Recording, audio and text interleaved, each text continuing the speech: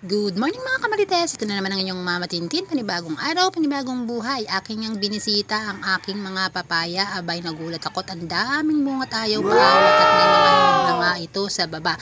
At yan nga't habang ito namang isa ay nagwawalis siya dyan dahil medyo maaga pa dahil alas 8 nga ang kanyang pasok. Kaya nautusan ko siyang magwalis-walis muna dyan sa may harapan.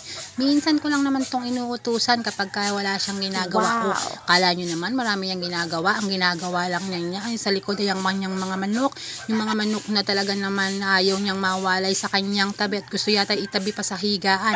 Yan nga, tingnan nyo naman kung gaano siya maghugas ng mga pinakainan ng mga manok. Abay, linis na linis, pero yung kanyang dyan, hindi niya malinis-linis. Wag nyong anuhin kung ano yung nasa isip nyo ha, natatawa na tuloy siya sa sinasabi ko. At yan nga mga kamarites, habang nga siya naghuhugas sa likod at dinalaw ko nga ulit itong aking papaya at gusto ko nga siya talagang lagyan ng number, pero wag na dahil sobrang dami niya na at syempre di naman na siguro yan kukunin ng iba at natatakot siguro. At habang nga itong isa ay natutulog, pagpasok ko ay umiyak. Pumasok nga muna ako dyan sa loob na yan kasi nga naiyak siya, kaya tinabihan ko siya at para naman makapag-almusal, pero hindi nga ako makaalis-alis dyan dahil konting galaw ko lang ay magigising na yung bata. Tignan nyo naman talaga yung posisyon naming dalawa. O dahan-dahan nga ako dyan nagpi-film at talagang mang ire-record ko ito kasi nga hirap na hirap ako pag yan umiyak at gumalaw.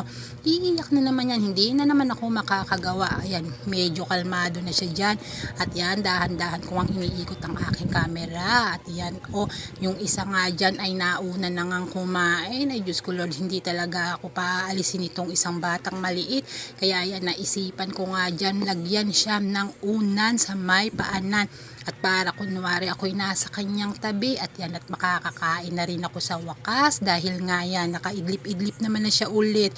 At yan nga't habang ako nga ay nag-aalmusal dito, nakakailang subo pa lamang ako, abay, ito na naman po ang batang maliit at umiiyak. Kaya ayan, kinunan ko nga siya ng video, o diba, para i-greet siya ng good morning para hindi siya iiyak. O yan yung batang maliit, gising na at ang laki-laki na ng kanyang smile dahil nakita na naman niya ang kanyang mama.